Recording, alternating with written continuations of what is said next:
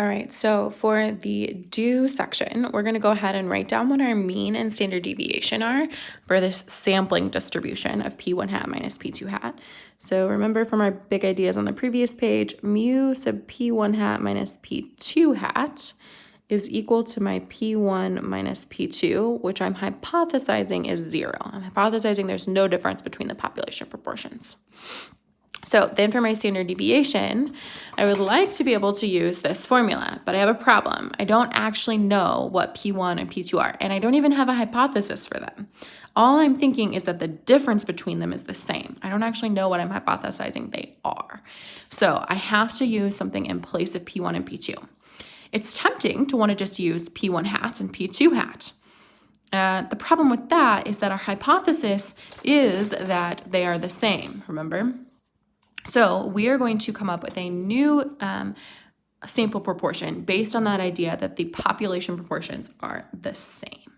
Okay, so for sigma sub P1 hat minus P2 hat, I'm going to write this down. Since we are hypothesizing that P1 minus P2 is equal to 0, we use this new thing called P pooled or P bar. Again, it's the pooled sample proportion. So in order to find that, we're going to add the number of Black and Hispanic females from both groups, so from the STEM and the non-STEM, 12 plus 75, and divide by the total number of students that we sampled. So 300 from STEM plus 500 from non-STEM. And again, I'm getting those numbers from up here. Okay, so 12 plus 75 would be what? 87. 300 plus 500 would be 800. If I divide that, 87 divided by 800 is 0.10875. So I'm going to round that when I actually write it down later, but I want to make sure that I show all the digits for now. Okay, so to actually plug that into my standard deviation, let's see. Okay, so I'm going to have this new formula. Instead of P1 and Q1 here, I'm going to plug in P bar and Q bar. So P bar, Q bar times Q bar divided by N1.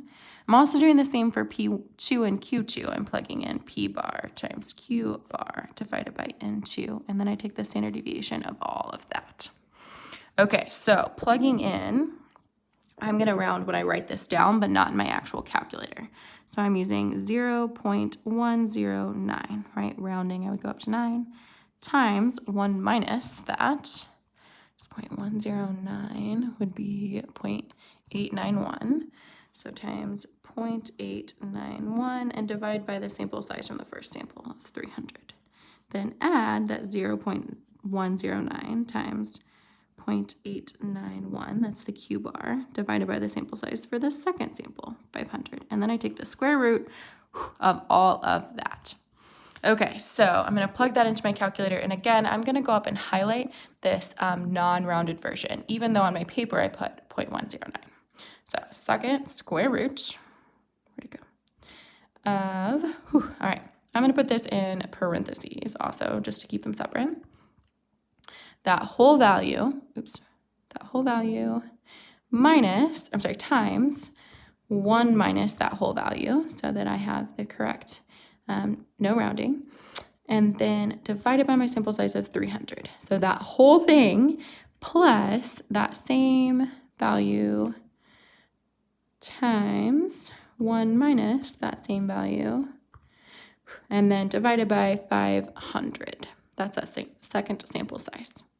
Okay, end parentheses. All of that gives me 0.03 if I round to 3 decimal places. 0.023. 0.023. Okay, so when I make my normal curve, I'm going to label it with a mean and standard deviation as said. Okay, so I'm actually going to pause here. I didn't intend to make this video so short, but I am going to pause here so that I can charge my calculator. So I'll continue in the next video.